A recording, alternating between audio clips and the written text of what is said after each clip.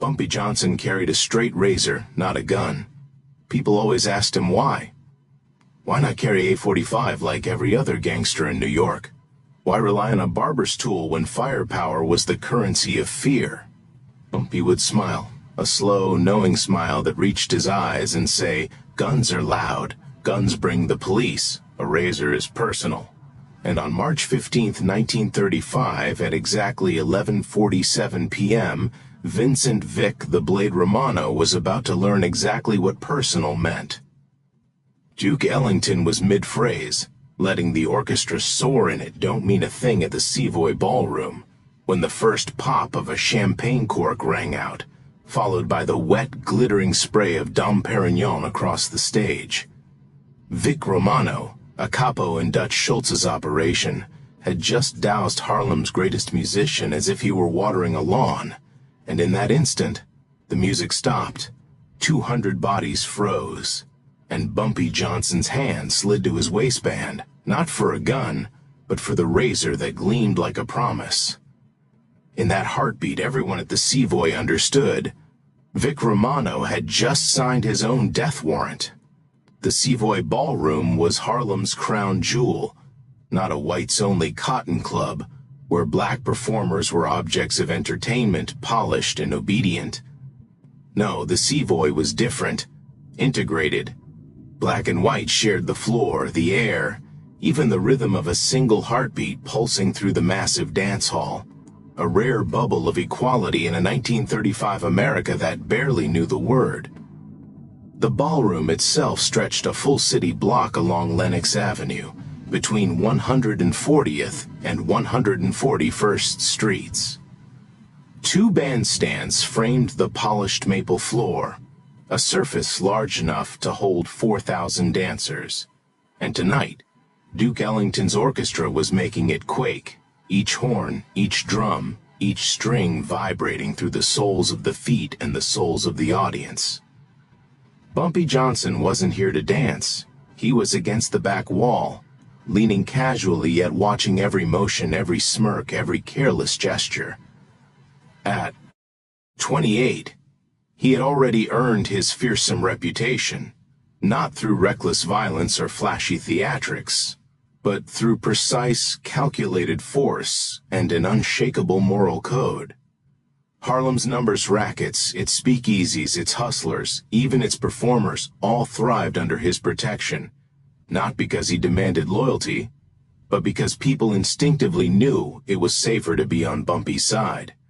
He was dressed as always in a charcoal three-piece suit, crisp white shirt, black tie, and patent leather shoes that caught the light with each measured step. Inside his waistband rested the straight razor, a 7-inch Sheffield blade honed to an edge that could split a hair, a tool as lethal as it was personal. Beside him, Stephanie St. Clair, the numbers queen, glided in crimson elegance, her eyes sharp, aware of every whisper and glance. Junie Bird, Bumpy's enforcer, a mountain of a man who had earned his fearsome reputation one broken bone at a time, stood like a shadowed sentinel. Near the stage, Vincent Vic the Blade Romano lounged with 6 of his men, Italian, drunk, armed, loud. All night they had been sowing chaos, the subtle venom of their racism dripping with each smirk, each comment, each cruel laugh aimed at the black dancers and women of Harlem. Bumpy had watched, patient, letting the tension build, letting the night's rhythm mask the storm he carried. And then it happened. Duke hit the climax of his song. Fingers flew across the piano keys, horns blared like a rising tide, and Vic Romano, fueled by arrogance and liquor, grabbed the champagne bottle. He popped the cork and sprayed it like a weapon, hurling gold bubbles across Duke Ellington's tuxedo, into his face, across the piano. The orchestra faltered. The music died. Duke's face remained a mask of controlled neutrality, the same learned expression black performers wore when humiliated by men with too much entitlement and not enough sense. Vic laughed, a cruel, high-pitched laugh that cut through the silence. Dance. Boy, earn that paycheck. The Savoy went dead quiet. Not the polite pause between songs. Not the hush of anticipation, but the suffocating silence of 200 hearts, knowing that something terrible was about to unfold. And in that silence, Bumpy Johnson stepped off the wall. Click, click, click, his patent leather shoes on the polished maple floor. The crowd parted instinctively, a living corridor carved by reputation and fear. Bumpy's right hand rested casually on his waistband. Everyone in that room who knew him recognized the gesture, not a gun, the razor. Vic was still laughing when Bumpy reached the table, but the laugh died as he met the calm, cold calculation in Bumpy's eyes. There was no rage, no fury, just the quiet decision of a man measuring exactly how much pain to inflict. "Stand up, Vic," Bumpy said, voice low, precise. Not a request. Vic tried to grin, to feign toughness, to mask the tremor of panic creeping through his bones, but Bumpy didn't flinch.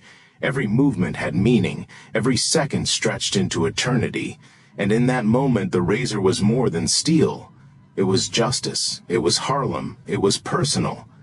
The words hit the room like a slap. "What's your problem, boy?" The word boy echoed through the Savoy ballroom like a gunshot, sharp and unmistakable. Conversations died mid-breath. Glasses froze halfway to lips. Bumpy Johnson didn't blink, not once. His face didn't change, not even a muscle. His hand moved slowly to his jacket, deliberate, unhurried, the kind of movement that carried absolute certainty. He drew out the razor, still in its sheath, and held it loosely in his palm. The dark leather looked almost black against his skin. Calm, controlled, final. "I said stand up," Bumpy repeated, quieter this time, which somehow made it louder. Vic stood. Instantly, his 6 men shifted, hands moving toward jackets, toward waistbands, toward leather. The tension snapped tight enough to cut. "Tell your boys," Bumpy said, his voice slicing through the room as cleanly as the blade he carried. "If they clear leather, they won't live long enough to regret it." The 6 men froze, every one of them, because everyone in Harlem knew the stories. 3 enforcers who came collecting Schultz's tribute the month before, found stacked in an alley with their throats opened ear to ear. A numbers runner who betrayed Stephanie St. Clair to the Italians, discovered days later with his tongue cut out, bleeding his lies into the gutter. A dirty cop who took mob money to harass Harlem businesses, pulled from the East River with the word traitor carved into his chest. Bumpy Johnson didn't threaten, he promised, and he always delivered. Bumpy stepped closer to Vic, close enough that Vic could smell the bergamot in his cologne, close enough to feel the quiet pressure of a man who had already decided the outcome. Vic looked into Bumpy's eyes and found nothing there. No anger, no hatred, just an empty, terrifying calm. "You sprayed champagne at Duke Ellington," Bumpy said softly. His voice barely rose above a whisper, yet somehow it reached every corner of the ballroom. "During his performance in Harlem. You want to explain to me why you thought that was acceptable?" Vic swallowed hard, tried to gather himself, tried to remember who he was supposed to be.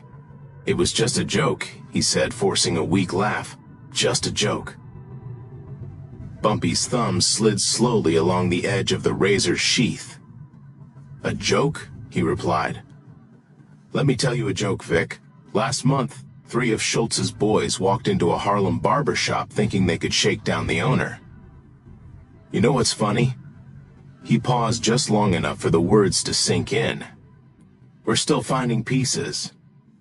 The color drained from Vic's face. His mouth opened, then closed. No words came. "See, that's what happens," Bumpy continued, "when people forget where they are." He pulled the razor from its sheath. The blade caught the light, 7 inches of gleaming Sheffield steel, sharp. Enough to split a thought in half. A murmur rippled through the room, then died instantly. "You're not in the Bronx," Bumpy said.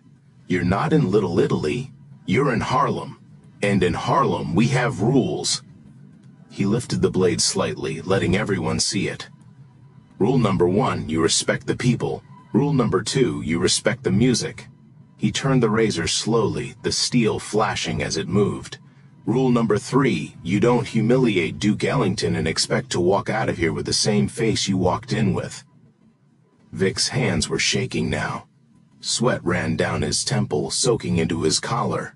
I'm connected, he stammered. I'm with Dutch Schultz. Bumpy let out a short, cold laugh. Dutch Schultz? He said. You think that name scares me? Dutch Schultz doesn't own Harlem. Lucky Luciano doesn't own Harlem.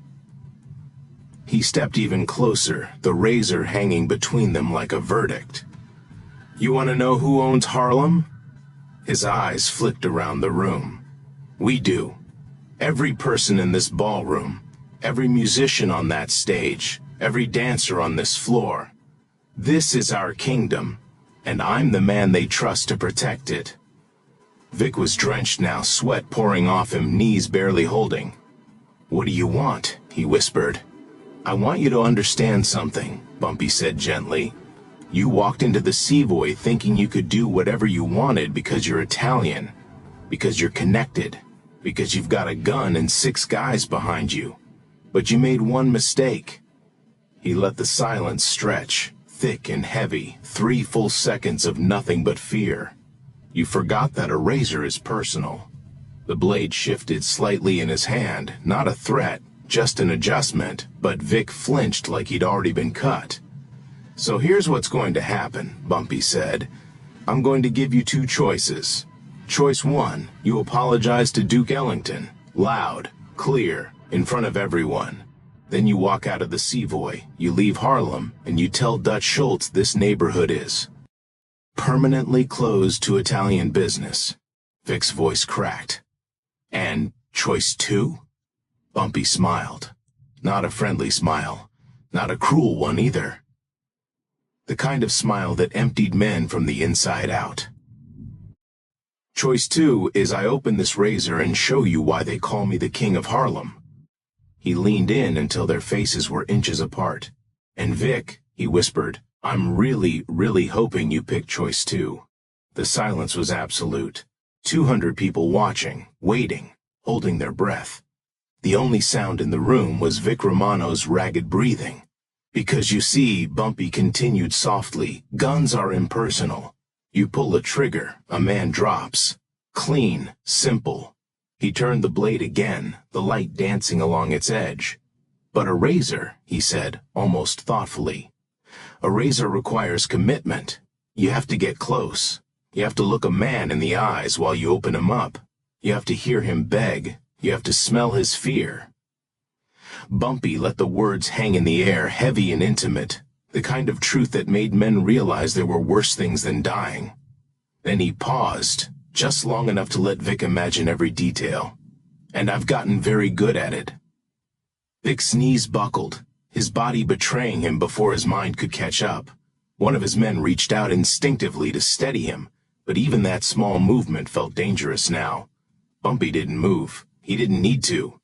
So what's it going to be, Vic? He asked calmly. An apology or a demonstration?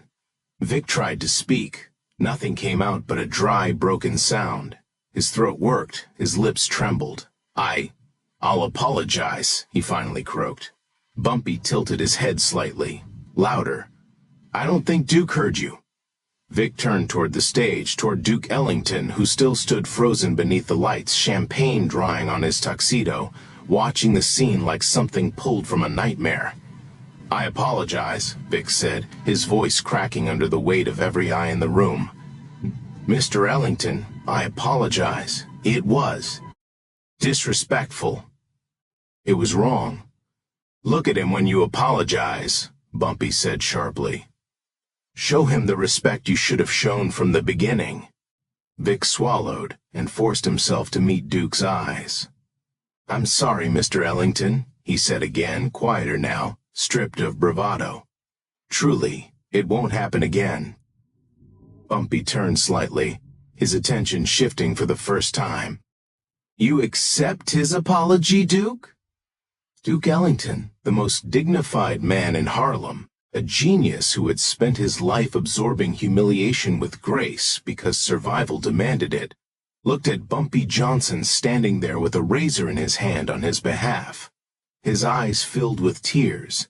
"Yeah, Bumpy," he said softly. "I accept." Bumpy nodded once. No celebration, no satisfaction, just acknowledgement. Then he turned back to Vic. The razor was still open in his hand, the blade catching the light, reminding everyone how close this had come to ending differently.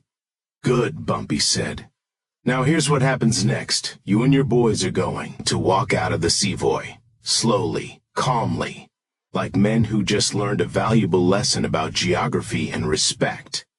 He stepped closer, his voice dropping into something almost conversational. "But Vic, if I ever hear your name in Harlem again, if you ever set foot north of 110th Street, if you even think about this neighborhood, I won't give you choices. I'll just open this razor and paint the streets with you." He leaned in just enough to make sure Vic heard every word. "And when Dutch Schultz asks what happened, I'll send him your tongue in a box with a note that says Harlem ain't for sale." Bumpy closed the razor. The soft click echoed through the ballroom like a gunshot. "We clear?"